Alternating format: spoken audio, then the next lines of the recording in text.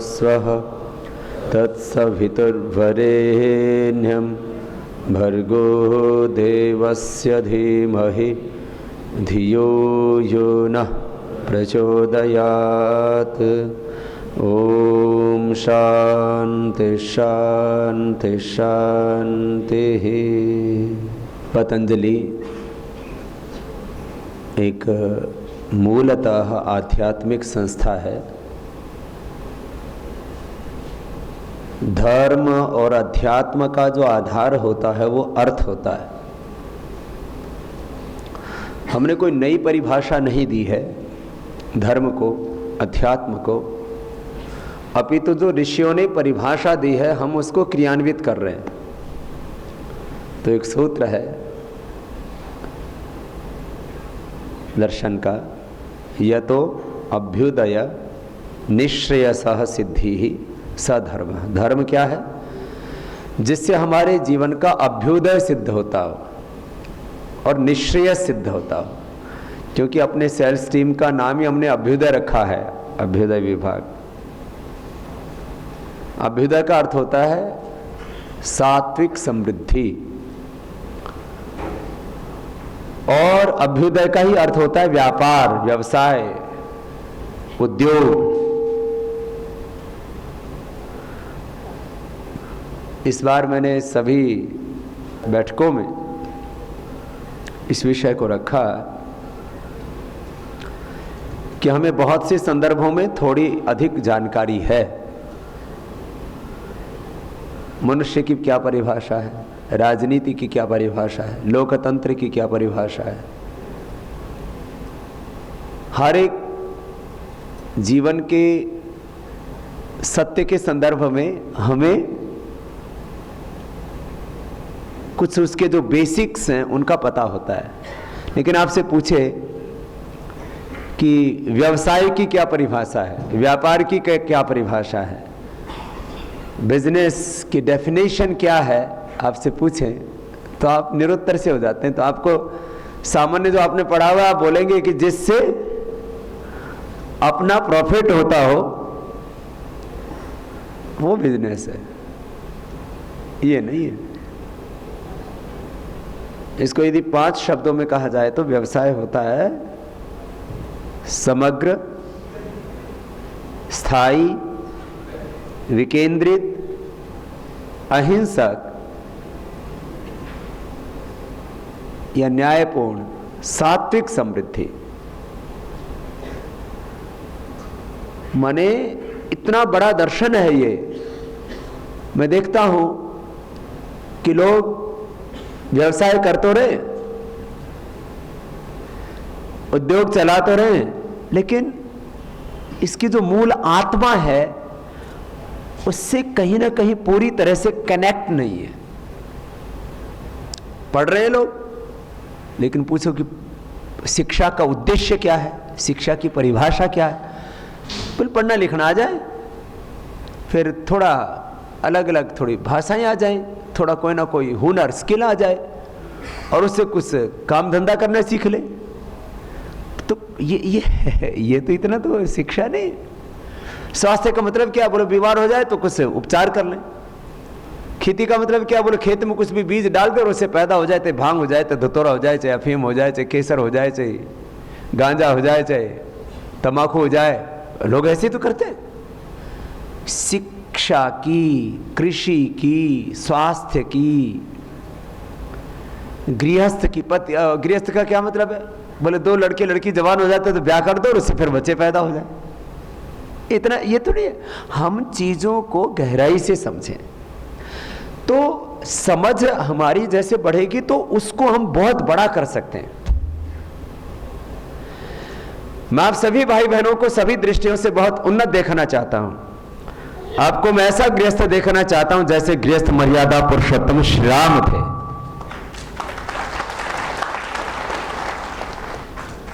मैं आपकी ऐसी शिक्षा दीक्षा देखना चाहता हूं जैसी शिक्षा दीक्षा गौतम कणाद, जैमिनी, पाणिनि, पतंजलि के वक्त हुआ करती थी। आधुनिक युग में जैसी शिक्षा दीक्षा स्वामी गुरु विरजानंद ने महर्षि दयानंद को दी, जो स्वामी दयानंद की शिक्षा दीक्षा हुई, जो स्वामी विवेकानंद की शिक्षा दीक्षा हुई, वैसी शिक्षा दीक्षा आपकी देखना चाहता हूं।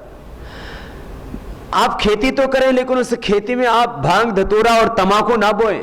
तमाकू बोने से तो पहले बोलते थे अरे धिक तांबुलम सिंचती, बड़े धिक्कार है इसको, ये तमाकू की खेती कर रहा है। अब पूरी दुनिया में तमाकू को लेकर के जागृति हुई। अभी पिछले दिनों एक दिल्ली के पास नोएडा में कहा एक बहुत बड़ा सम्मेलन हुआ, तो जो तमाकू की खेती करने वाले थे वो सब के सब बेचारे सड़क पर उतारे, बोला हमें को यह बताओ कि हमें करना क्या है। हम खेती तो करते हैं लेकिन खेती में तमाकू बो रहे, खेती में धतूरा भांग बो रहे। अबे खेती उस चीज की करो जिससे कि जो खेती कर रहे हैं उनके भी जीवन में समृद्धि आए, और जो इस खेती का उपयोग कर रहे हैं उनके भी जीवन में स्वास्थ्य बढ़े, समृद्धि बढ़े, खुशहाली बढ़े। हम खेती करते, खेती करना नहीं आता, गृहस्थ में रहते लेकिन गृहस्थ धर्म निभाना नहीं आता। हम पढ़ाई करते, पढ़ाई करनी नहीं आती। हम संबंधों में जीते हैं, संबंधों को निभाना नहीं आता। हम सन्यासी हो जाते हैं, सन्यासी की परिभाषा ही नहीं पता है। बहुत बड़ी बात यह है कि आप जिस कार्य में लगे हो, ये कार्य, इसका व्यापक दर्शन आपको पता होना चाहिए। क्योंकि पतंजलि खाली प्रॉफिट मेकिंग ऑर्गेनाइजेशन नहीं है, प्रॉफिट मेकिंग मोटिव है ही नहीं, तो फिर किसके लिए? समग्र, स्थायी, विकेंद्रित, न्यायपूर्ण, सात्विक, सामूहिक समृद्धि, प्रॉस्पेरिटी फॉर ऑल, सबकी समृद्धि। इतना बड़ा दर्शन है इन 5 शब्दों में। यदि मैं 1 घंटे तक इसी संदर्भ में आपको संबोधन दूं, प्रबोधन दूं, तो वक्त कम पड़ जाएगा। समग्र माने इंक्लूसिव, स्थायी माने सस्टेनेबल, विकेंद्रित माने डिसेंट्रलाइज, न्यायपूर्ण माने जस्टिसफुल, और अहिंसक सात्विक समृद्धि का मतलब 2 तरह की संपदा है, एक दैवी संपदा है, एक आसुरी संपदा है।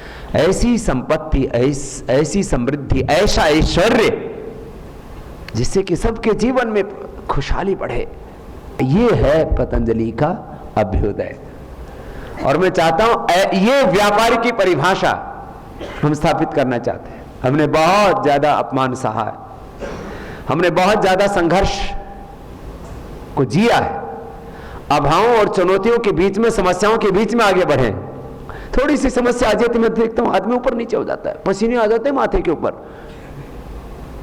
माथे पर पसीने आ जाते हैं, और किसी के तो इतने पसीने आते हैं फिर अंदर से इतनी हीट निकलती है, सिर के बाल ही उड़ जाते हैं।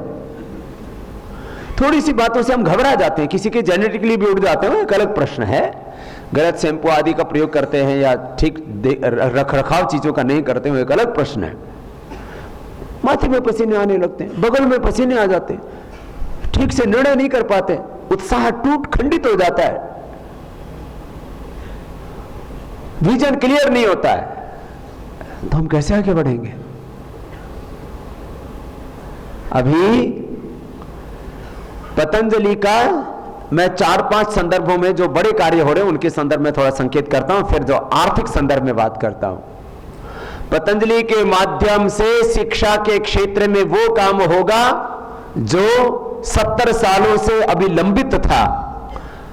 राजनीतिक दृष्टि से तो हम आजाद हो गए थे, लेकिन शिक्षा की दृष्टि से अभी भी देश गुलामी के दौर से ही गुजर रहा है। अब मैकाले की शिक्षा पद्धति का अंत होगा और वैदिक शिक्षा और आधुनिक शिक्षा के समूह के द्वारा एक भारतीय शिक्षा पद्धति, वैदिक शिक्षा पद्धति, हमारी जो ऋषि ज्ञान परंपरा है उसका सम्मान, और एक तरफ बच्चे को पूरे संस्कार मिले और वो दूसरी तरफ उसको पूरी शिक्षा मिले, न्यू वर्ल्ड के साथ कनेक्टिविटी, साइंस हो, टेक्नोलॉजी हो।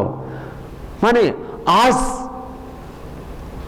दुनिया में जो भी आधुनिकता का जो शिखर है उससे हमारा बच्चा परिचित हो, वो एक वर्ल्ड नागरिक बने, एक विश्व नागरिक बने, उस तरह की उसके अंदर कैपेबिलिटी हो, एबिलिटी हो, उसको नॉलेज हो, उसको स्किल हो, उसके अंदर पूरा सामर्थ्य हो कि कहीं पर भी वो बच्चा खड़ा हो जाए तो उसको कहीं हीनता का भान ना हो।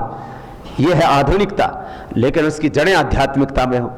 तो शिक्षा के क्षेत्र में अब बहुत जल्दी ही जो पहले वैदिक शिक्षा बोर्ड हमने जिसका नाम रखा था, तो हमने सोचा कि इसमें कुछ विघ्न संतोषी होते हैं, उनको नाम से आपत्ति हो सकती है, तो हमने उसका नाम कर दिया भारतीय शिक्षा बोर्ड। और बहुत जल्दी ही ये शिक्षा बोर्ड अब पूरे देश में अगले साल से काम करना शुरू कर देगा।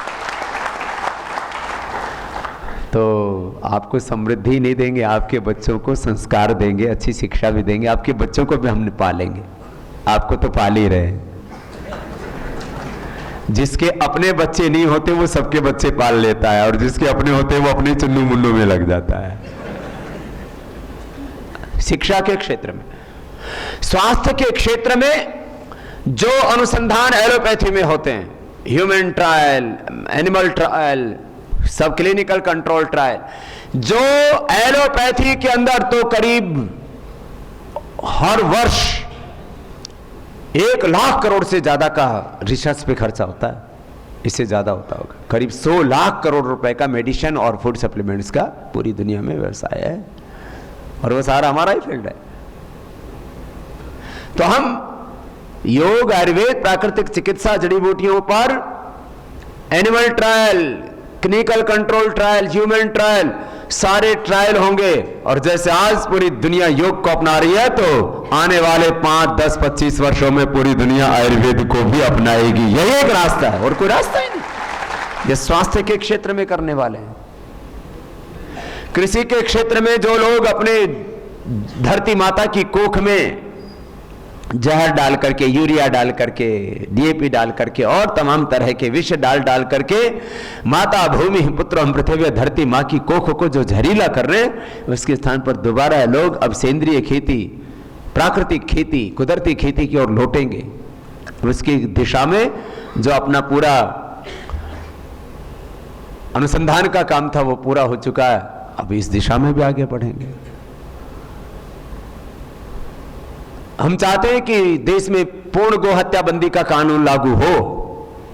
अब पता नहीं वो हो पाएगा कि नहीं हो पाएगा। वैसे हम जोर की ठान ले तो उसको भी हम करवा सकते हैं।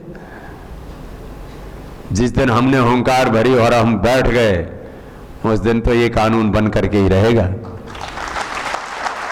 लेकिन मात्र कानून बनने से तो बात नहीं होगी। अब एक संत जी मिले, बोले बाबा जी मैं तो किसी से कह न पाया, आपसे हिम्मत करके कह रहा हूं, आपसे बहुत प्रेम है, बहुत बड़े संत हैं आज हमारे हिंदुस्तान के, जो 3-4 बड़े संत उसमें से एक है।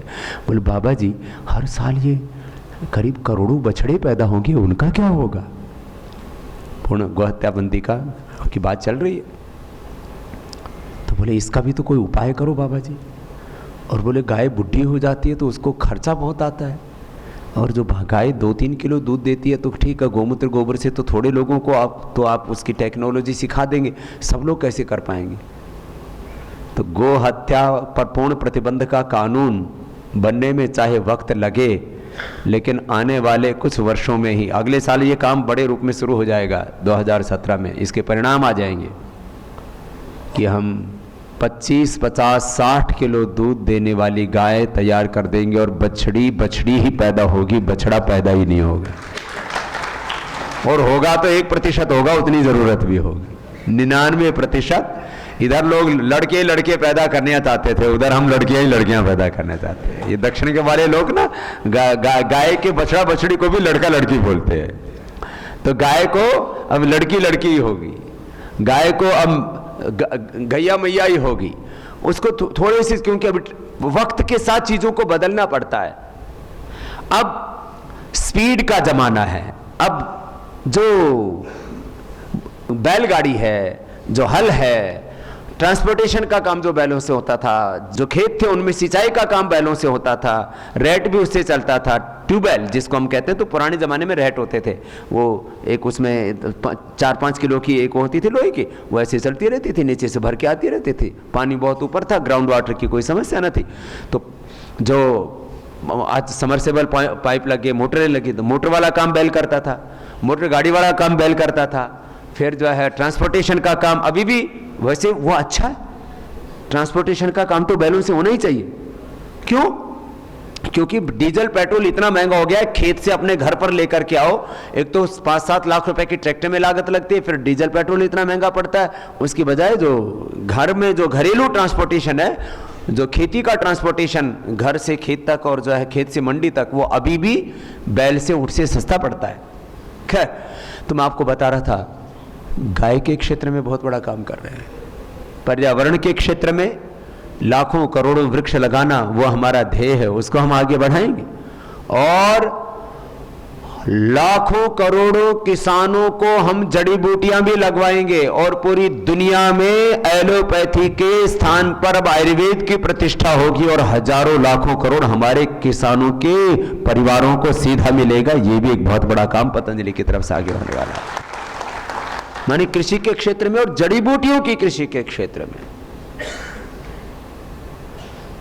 स्कूल कॉलेज से लेकर के, आचार्य कुलम से लेकर के, पतंजलि विश्वविद्यालय से लेकर के बहुत बड़ा कार्य आगे होना है। माने विश्व का सबसे बड़ा विश्वविद्यालय भी पतंजलि की ओर से बनाया जाएगा। और जैसे पुराने जमाने के हम उदाहरण दिया करते हैं कि हमारे यहाँ तक्षशिला, नालंदा आदि हुआ करते थे, भैया कब तक बोलोगे कि हुआ करते थे? अब हम ये कह सकेंगे कि गौरव से कि हमने तक्षशिला और नालंदा सा भी बड़ा विश्वविद्यालय भारत में बना दिया, वो आप अपने आंखों के सामने देखते हैं। जो पतंजलि के वो कार्य हैं जिसके देश को बहुत उम्मीद है। लेकिन इतना ही पतंजलि का कार्य, बहुत बड़े बड़े सामाजिक, आध्यात्मिक, धार्मिक, आर्थिक, राजनीतिक क्षेत्र में हमें कीर्तिमान बनाना है। लेकिन सारा कार्य चलता है अर्थ से। अर्थ जो है वो केंद्र में होता है सब जगह। इसलिए आचार्य चाणक्य कहते हैं सुखस्य मूलम धर्म, माना कि सुख का मूल धर्म है। धर्म माने अध्यात्म, मानवीय मूल्य, नैतिक मूल्य, अहिंसा, सत्य, प्रेम, करुणा। ये अध्यात्म का अर्थ बहुत ऊंचा है। धर्म को लोगों ने, धर्म में भ्रम पैदा कर दिया लोगों ने, रिलीजन शब्द के द्वारा ट्रांसलेशन करके उसमें बहुत भ्रांतियां पैदा कर दी। तो बोले सुख का मूल है धर्म, अध्यात्म। बोले उसका मूल क्या है? तो बोले सुख से मूलम धर्म, धर्म से मूलम अर्थ, अर्थ से मूलम राज्यम। ये तीन बड़े सत्य हैं, फिर तो एक पूरी व्यवस्था है।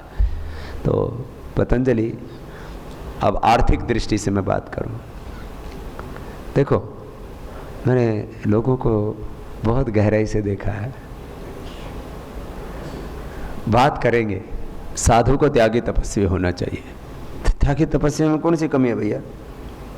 2 कपड़े पहन रखे, जमीन पर सोते, ना कोई बैंक अकाउंट है, ना कोई जमीन है, तो फिर? लेकिन सबको समृद्धि चाहिए, गृहस्थ को भी समृद्धि चाहिए और जितने साधु संत हैं इनको भी समृद्धि चाहिए। मैंने देखा साधु संतों के पास में ज्यादा ऐश्वर्य हो रखा है, लेकिन उनकी निगाहें किस पर रहती हैं? उनकी निगाहें इस पर रहती हैं कि कौन सा सेठ कितना दान करेगा। हमने कभी भी किसी की जेब के ऊपर निगाह नहीं रखी कि ये मुझे कितना देगा। हमने लोगों से लेने की नियत नहीं रखी, हमने आज करोड़ों लोगों को देने की नियत रखी है कि इनको हम कितना दे पाए, कितनी समृद्धि देंगे, किसे कितना दान लेंगे, ये कभी नहीं सोचा। उसको कितना समर्थ बनाएंगे ये सोचा, और हमने समर्थ बनाया। आपके यहीं पर उदाहरण है। ये यशपाल आर्य जी जब शुरू में मेरे पास गए, हमारे गुरुजी के साथ में इनके पिताजी और सब पुराना ये आर्य समाज से जुड़ा हुआ परिवार था। गुरुजी के पास में गुरुकुल खानपुर में जाते थे। मैंने भी गुरुकुल में पढ़ते समय नाम सुना था कि हरिश्चंद्र आर्य एक बहुत धर्मात्मा व्यक्ति हैं, लेकिन हमारा ऐसे कोई बहुत ज़्यादा ऐसे नज़दीक का, जिसको कहते हैं ना फेस टू फेस, बहुत ज़्यादा नज़दीक का संबंध नहीं था। गुरुजी बोले एक अच्छा लड़का है, इसको स्वामी जी सेवा में लगाओ। तो पहले बार जब हमारे पास में गया था तो 5 लाख रुपए, 7 लाख रुपए कुछ अपने घर परिवार के लोगों से उधार लेकर के कुछ जमा पूंजी इसकी 5-7 लाख रुपए थी। वहां से इसने काम शुरू किया, और कोई बहुत 50 साल पुरानी बात नहीं बता रहा हूँ, आज से 8 साल पहले। 8 साल पहले जब काम शुरू किया तो मुश्किल से 8 लाख रुपए होंगे इसके पास में, सब जुगाड़ करके घर वालों से, परिवार वालों से, मित्रों से उधार ले ला करके 8 लाख रुपए इकट्ठे की। वहां से एक चिकित्सालय शुरू किया, जो भी किया। फिर हमने सोचा कि चलो ये काम तो ठीक कर रहा है, चलो इसको ये एसडी दे देते। हमने शुरू में 7-8 एसडी दिए थे। तो 8 साल पहले जब इसको एसडी दिया था तब इसकी सेल 1 से 1.25 करोड़ रुपए के बीच में थी। अब 1 करोड़ से अब आज इसके माने 1 करोड़ से 8 सालों में इसका आज मंथली 50 करोड़ रुपए का तो इसका अभी टर्नओवर। अब ये 3 महीने में अब बढ़कर के करीब 100 करोड़ हो जाएगा। साल भर में करीब 1,000 करोड़ का काम करेगा। ये शुरू किया था तब 8 लाख रुपए था, अब 1,000 करोड़ का काम करने का योग्य तो बना दिया इसको। ये 1,000 करोड़ का आदमी बना दिया हमने। पहले बाबा लोग करोड़पति से दान लेते थे, हम लोगों को जिसके ऊपर निगाहें डालते हैं वो करोड़पति हो जाता है।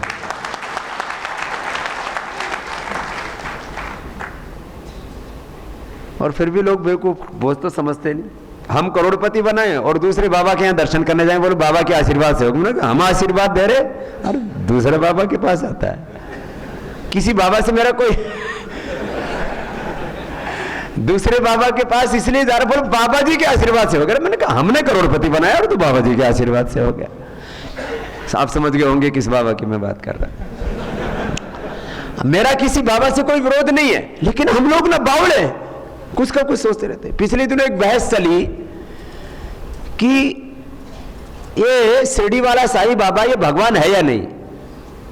अब मैं आपसे भी पूछता हूं, मैं कोई विवाद नहीं खड़ा करना चाहता, क्योंकि मेरा बोला हुआ शब्द वो पता नहीं कौन से किस तरह से वो घूम घूम के और पूरा बवाल बखेड़ा हो सकता है।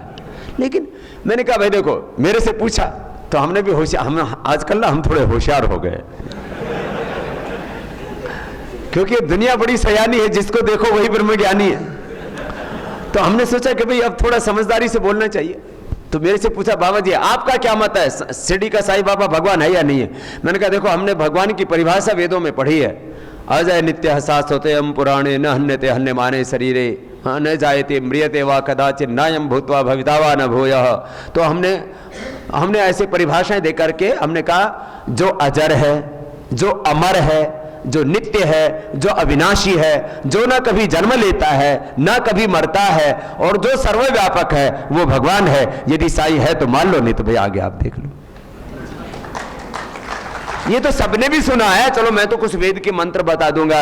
सपर्रेगा शुक्रम कायम अप्रणम अस्नावीरम शुद्धम अपाप विद्धम कबीर मनीषी ही परिभो स्वम भी याथा तथ्य तो अर्थान वेदधा छाश्वतिभ्य समाभ्य। सपर्रेगा शुक्रम अकायम अवर्णम अस्नावीरम शुद्धम अपाप विद्धम। अकायम जिसकी काया नहीं है वो भगवान है। अब बताओ, ये तो वेद का मंत्र बता दिया हमने, अथर्ववेद का, ईशोपनिषद का। क्लेश कर्म विपाक ऐसे अपरामृष्ट पुरुष विशेष है ईश्वर है। ईश्वर की डेफिनेशन महर्षि पतंजलि ने भी दी, जो क्लेशों से मुक्त है, कर्मों से मुक्त है, कर्मों का फल जन्म मरण उससे जो मुक्त है, आशय जिसमें कोई नहीं है, कोई वासना नहीं जिसमें नहीं है, वो ईश्वर है। अब बच्चा जानता है जो कण कण में है वो भगवान है। अब हम पता नहीं क्या क्या परिभाषाएं घड़ देते हैं। हम तो भजन भी गाते हैं ना, कण कण में जो रमा है हर दिल में है समाया, उसकी उपासना ही कर्तव्य है बताया। दिल सोचता है खुद वो कितना महान होगा, कितना महान होगा, इतना महान जिसने संसार है बनाया। उसकी उपासना ही कर्तव्य है बताया। कण कण में जो रमा है हर दिल में है समाया। फिर रहता कहाँ है? हर वक्त बन के साथी रहता है साथ सबके, हर वक्त बन के साथी रहता है साथ सबके, रहता है साथ सबके।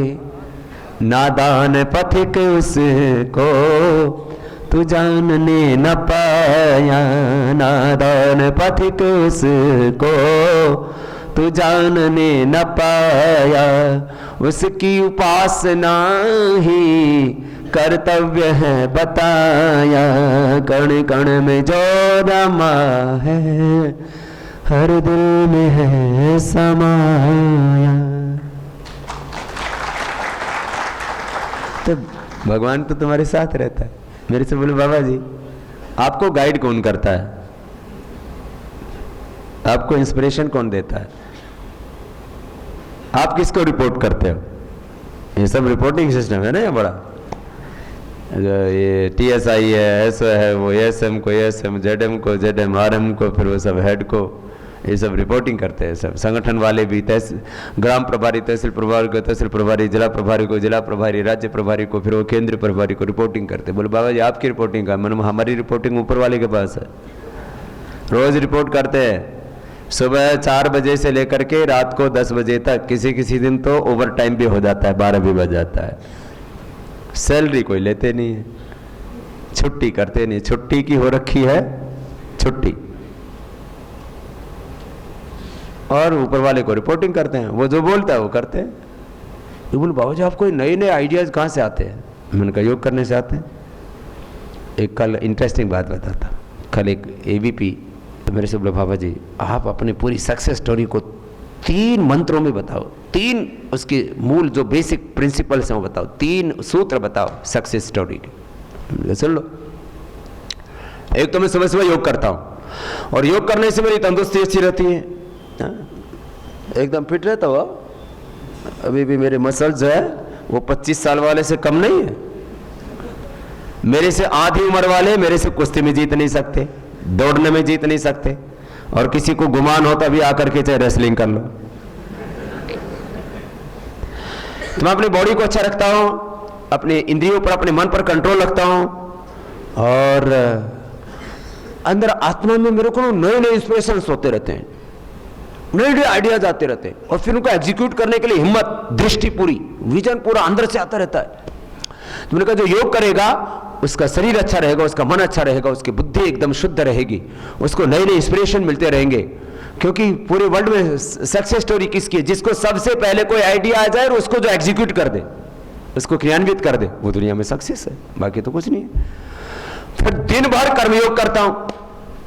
मैंने कहा ये 2 हो गए। फिर बोले जी बाबा जी हर एक सफल इंसान के पीछे कोई ना कोई महिला होती है, आपकी जिंदगी में कौन है? वो बड़े जोर से सब लोग हंसे। अब तुम लोग तो शर्म कर रहे हो लेकिन हंसे तो तुमको भी मेरे से आ रही है। तो मैंने कहा भैया 2 तो ये सूत्र हो गए, तीसरा जो तूने पूछा है, तो मैंने कहा कोई आदमी सफल होता है ना, उसके पीछे कोई एक औरत होती है, और बाबा सफलता के शिखर पर है, वो एक औरत से हो नहीं सकता था। तो मेरी सफलता के पीछे करोड़ों माँ बहन बेटियों के आशीर्वाद है। एक औरत का साथ होता है तो आदमी सफल होता है, और यदि सैकड़ों माँ बहन बेटियों का आशीर्वाद हो जाए तो आदमी सफल नहीं, फिर सन्यासी हो जाता है। और फिर वो जो करता है उससे करोड़ों लोगों के जीवन में सफलता आती है।